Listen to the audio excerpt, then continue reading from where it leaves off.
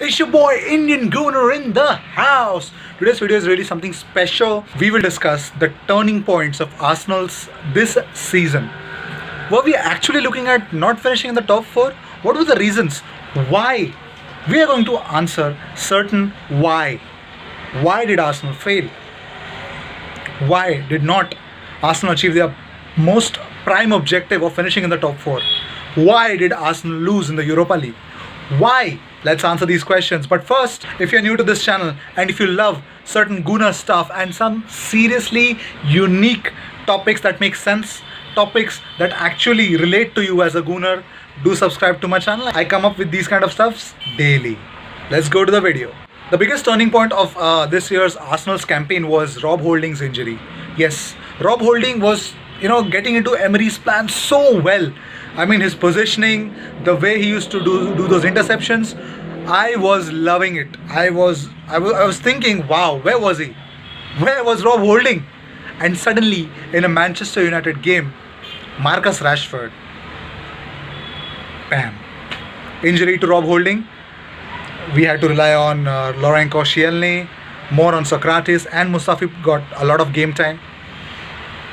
I think that was a real turning point. We were actually flying high, but after that, I think Rob Holding will be the key for that Arsenal's defense. But we cannot take chance. We need a central defender, and we need to make sure that Laurent Koscielny gets a very less game time because I think his time is up. We have to take certain measures, and I think Rob Holding's injury was the biggest turning point in the season.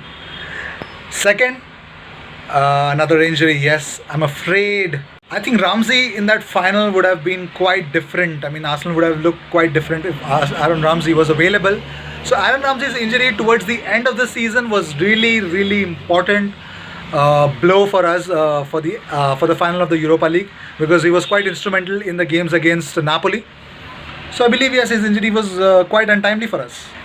Number 3, another injury, Hector Bellerin. Hector Bellerin's injury was really, really saddening because he was our prime. He was our. I know defensively he's shit, but offensively he was our key. He was one part of the backbone of Arsenal's attack, which got crumbled.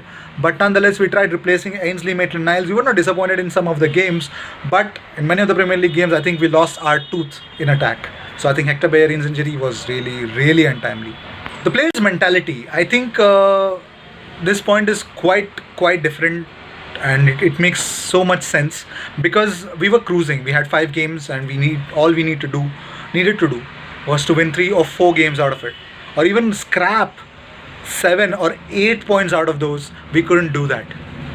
We fucked up against Leicester, we fucked up against Wolves, we fucked up against Crystal Palace, we fucked up against Brighton. I think the mentality really, really is important at that moment of time. We fucked up in the Europa League final. If you have to be champion, you got to think like champions. I mean, Chelsea behaved like one, we didn't. Okay, we didn't. So here's the sad part. If you don't act like champions, you're not gonna win trophies, my friend. Mentality is very much important. Not many fans would understand this, but not many fans would also not agree with this. But misses of Aubameyang and Lacazette. Aubameyang and Lacazette, though, have scored a lot of goals in between themselves, have assisted a lot of goals this season for us, being our 2 main star campaigners in attack.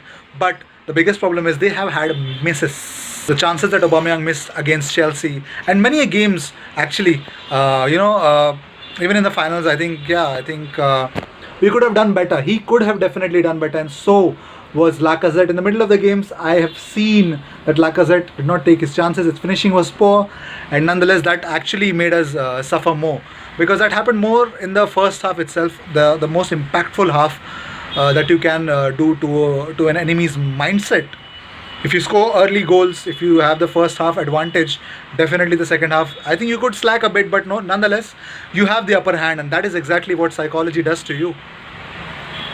Maybe we're not clinical enough finishing many a times.